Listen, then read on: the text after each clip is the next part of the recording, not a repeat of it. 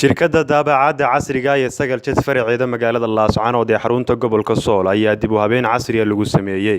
waxaana xadhiga ka jiray mas'uuliyiin uu horkacaya gudoomiyaha gobolka Sool Cabdi Khayr Dirir duqa degmada Laascaanood Cabdi Casiis Xuseen Taarwale iyo mas'uuliyiin kale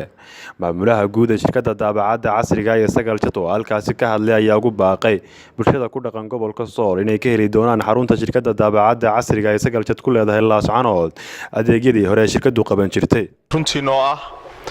in magaalada Laascaanood iyo gobolka Sool guud ahaan aanu maanta si rasmi ah xadhiga uga jarayno xarunta Laascaanood ee shirkadda Sagal Jet hore xafiis wakiila ayaa uga furnaan jiray laakiin maanta waxaan dadweynaha gobolka Sool iyo magaalada Laascaanood ugu bushaareynaa shirkad ahaan inaanu xafiiskii Sagal Jet oo baahiyihii uu qaban jiray ama adeegyadii uu qaban jiray oo dhan halkan aanu maanta ugu qabanayno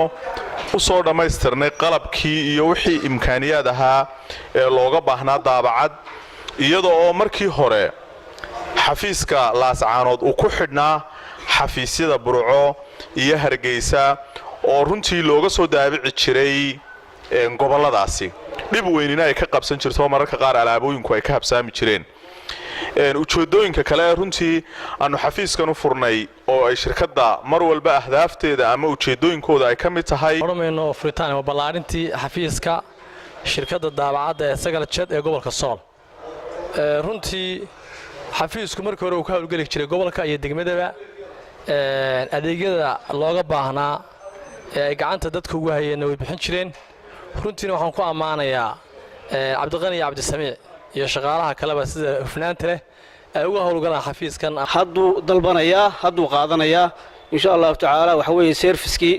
ay uga baratay shirkadda Sagal Jet waxaan maanta ugu bushaareynaa dadweynaha ku dhaqan gobolkan Sool gaar ahaan degmada Laascaanood in shirkadda Sagal Jet oo aad uga barateen adeega xayeysiiska ganacsiga inay xafiis ka furtay magaaladan Laascaanood taasoo awal ahayd branch loo diro gobolada sida Hargeysa ama Burco Xamsi Xaaji Maxamuud Raadiye wararka telefishinka caalamiga Universal Laascaanood